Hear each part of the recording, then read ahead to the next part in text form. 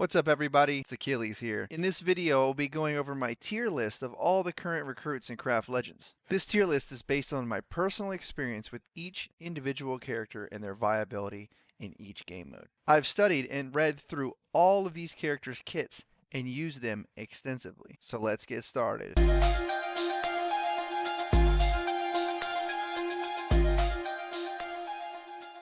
First list that we're going to talk about is tanks. I put together my tier list on Tier List Maker. You can go and make your own tier list how you see fit. I decided to subdivide mine by tanks, mages, support, assassin, and ranged. Obviously, you can do yours however you want. All of these little characters' faces, I did that all myself. You get to make your own tier list and come back and tell me how bad mine is. So let's start off going through my thoughts on each character. Maybe not in too much detail because I do plan on doing an individual character review. If we need to reference something, I do have this screen. I can pull up a side by side of the character if we need to. Say we're talking about Albert. I can pull up his details and we can go over it side by side. But anyway, back to tanks. Albert is number one. I feel like he's number one for several reasons.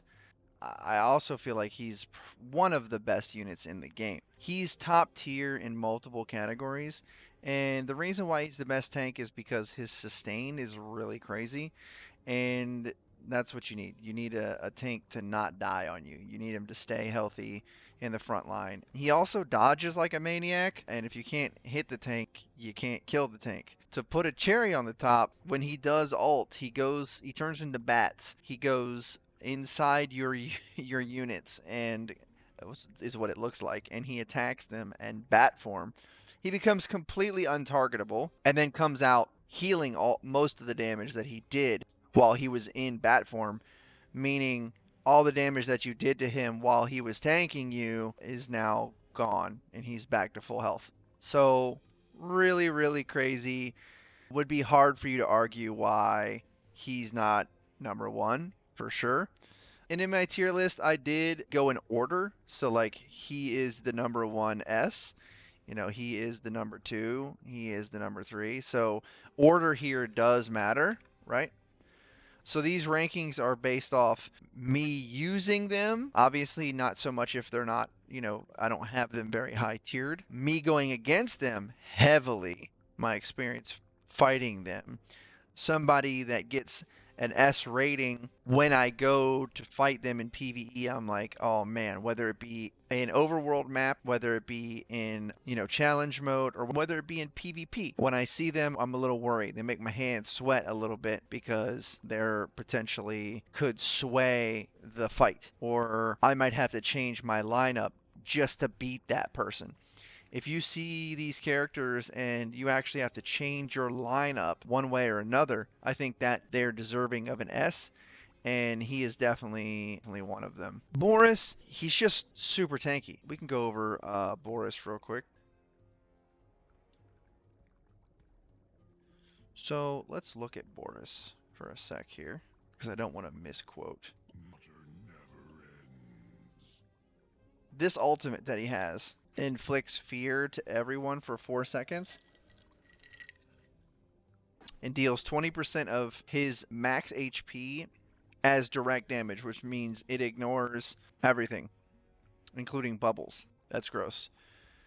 This is okay. I like it because, again, he leeches HP.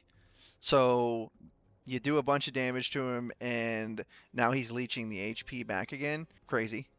And then he just deals a bunch of direct damage. So, again, he's ignoring bubbles, shields, which in this game are so important. So when you're looking at the power of a character or a hero, the first thing you got to realize is CC is extremely important. So that's always going to bump something up a tier if it has good CC. And a famous scholar once said, the best CC is death. So if they're really good at their job and they're really good at killing, that you have to count that as crowd control. That's what CC stands for if you don't know. So he's really good at that. He applies CC by fear, but he also applies CC by killing you. If your tank is weaker than him, he will kill your tank and do it rather quickly. So that's why he's up in the S tiers. So let's get back into this. So next up is Panda. And people are like, man, you can't put Panda in the S tier because he folds like paper. And I think that might be a troll. I'm not sure. One thing you have to remember is you got to make sure that your essences are maxed out for these heroes when you're testing them. And that's something that I've done with Panda. And he does not fold like paper. And one of the great things is Panda is also considered an assassin. Now he's a bad assassin, and you'll see that when I get to my assassin tier list. You'll see that Panda not so good and the assassin role. But the fact that he's a really good tank and he's an assassin makes him S tier because he's going to survive the front line against another tank very, very well. And when he does survive against them very well, even if he doesn't kill that tank, that's fine because he's going to apply a nasty AoE CC stun to your back line because he does in fact jump to the back line. And often that's where your deadliest mages are. And we all know that, Daniela, Cersei, a few of the other mages back there, Chaos, can really, really output a lot of DPS. And if you can get back there and interrupt them, knock them in the air, and stun them, then you can secure the win. And he's done that for me so many times. That's why I have him in the S tier. And it may be favoritism. It may be just the amount of time that I've played with him and understood how to utilize him. But he's just that good. Then we got Vilemoss. And I know a lot of people haven't really played with him because when I talk about him, nobody really says anything. But this dude is crazy. So not only is he one of the best tanks, but he's also like off healer. He heals. His heal rate's not great, but he's extremely tanky. He's also putting out heals. So that just automatically makes him S tier because healing is one of the, 3 important things that you're looking for in this game. CC or death is number 1, shields is number 2, and healing is number 3 because healing is actually pretty rare in a good package. Which brings me down to A tier, Ellie. We're going to skip these two real quick because Ellie and Vilemoss are one and the same except for their opposites. So where Vilemoss is tanky and heals, Ellie is not as tanky but makes up for it in the tier list for applying heals and applying shields. Yeah, she can't frontline tank like Vilemoss, but she also heals twice as often as he does, better than he does, and she also applies shields. So she fills 2 of the things that we're looking for, and she can be an off tank. I wouldn't say she's a main tank, but again, she fills the other boxes, so she's really, really strong. Bev, don't really need to talk about Bev. He dies, sort of, and then puts down a bunch of DPS and can gain life back, sustain. Not as well as Albert, but Bev pretty good. The fact that Dio can keep someone locked down, die, recharge her health, and then come back and still disrupt the battlefield without having to tank is amazing. Her CC, her slows, all of that, her freezes, really, really good. She might be closer to B, but I feel like her and Bev are almost the same thing because when they go down, they break that aggro that they have, and then they become sort of a DPS machine. And again, number 1 best CC is death. So moving down to B tier here, we got Zoe. We're going to switch back to our list here. So there he is. You got to remember there's multiple categories. So if you were to take all of my lists, if you were to give them all points, right? So every S got 5, every A got 4. you could kind of figure out who overall I like the most. And I'll tell you right now, Albert is probably number one. He gets the most points in the most tier lists. And then Ellie is probably number two. She gets the most points in the most tier list. You say, oh, well, you have Ellie at A tier. Well, I have her at S tier in support. That means a lot. If a champion is coming in near the top in two different categories, that is amazing. So this dude, he didn't make A. He's in the B because he's good. He has, good things about him, but he doesn't cut it. He's really, really tanky. He immobilizes, right? So he does have a little CC. And then he has this weird natural regeneration thing. He can remove any negative status that is applied to him, and he also gains health back naturally. So you can use him in combination with another healer and make a really, really tanky situation. Like I've seen him used with the pink cat. I can never remember her name. The little wizard sitting on top of the pink cat. And really, really create a monster if the pink cat and the little girl decides to target Thoe because he grows in size. He's naturally gaining HP back, and she also heals. So basically, that's what B tier is there are teams where these heroes can be good. So, and then we got the wolf, the werewolf of London. We got this dude. So he can chew through your team really, really quickly if your team isn't more tanky than he is. So if you come to the fight and this dude is in the front line staring down some weak ass hero that you've put in front of him, he will chew through your entire line. It's pretty crazy. I've seen him kill, 3 people pretty quickly.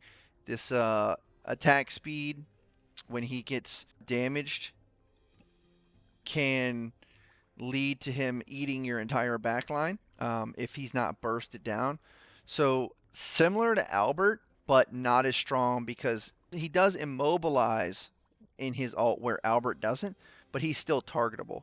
So Albert is untargetable. Nothing can hit him, and Bloodfang can still be hit. So that takes him down a notch. Also, if you put a big fat tank in front of him, his usefulness also goes down. We got Oppo as our next tanky boy. There he is. He's considered a mage, so that's why he's B. I like him as a tank, right? Because the totems that he spawns heal and damage, and they also end up causing the other heroes to aggro to those totems. He is sort of an off tank because he can tank with the totems, a little bit of a distraction. He's healing, he's damaging, got a good amount of HP. So even though he's technically not a warrior and he's not a tank in this listing per se, I have him in the tank category because he does do some tanky things. More or less off tank, but he does do tanky things and can be, okay in the correct lineup. Especially like a summoner's lineup where you're just summoning an insane amount of additional things. He does well in that because both of these are AoE where the totem is summoned. So the more things you pack in that space, the more benefit you're getting out of those. So the next one we got is John Doe. So this guy, he's like one of those free-to-play favorites, him and William, which we'll get to later. He's just a tanky boy. That's all there is to it. His base HP is insane, and he increases his max HP and his own defense, or he strengthens himself and other heroes, I should say. And then he just yoinks someone. So he stuns a single target, which is always nice. CC. And he's just a tanky boy. And he's extremely accessible for free to play. I got to add that to my rating list. It's not something, I really want to talk about, but if you're a free to play player You know, this is your guy for a long time. Then we got this dude, old Mona. So Mona is front line. I guess he, she, I don't know, does do some pretty cool things, knockback and whatnot, defense break. So she's like a tanky anti-tank, you know, pretty good survivability, pretty good attack damage. C tier, hard to fit it into a team lineup. The only reason why she even makes C and not D is because she has a nice knockback. These other two guys, or other three, we really don't need to talk about, to be honest with you. I did use him for a very brief moment when I first started playing. Ankh has never been good. If you really need some additional DPS off tank and you have nothing else, that is the only way these two are viable. Off tank, a little bit of additional DPS, otherwise forget it. And then this dude, please come on. No, absolutely horrendous. Don't use this guy. Sell his shards. That's it. That's all you need him for, and you'll be happy. If we're talking, you know, best tanks, and we're taking into accessibility into our mathematics, then it would have to be these three, right? Bev, Panda, and Vile. And all three of them are kind of situational, you know, as far as what you need. You need some sustain in the fight, Vile. You need to disrupt backline, Panda. You need to off tank and really throw down some DPS. There you go. Yeah, that's my tier list for tanks.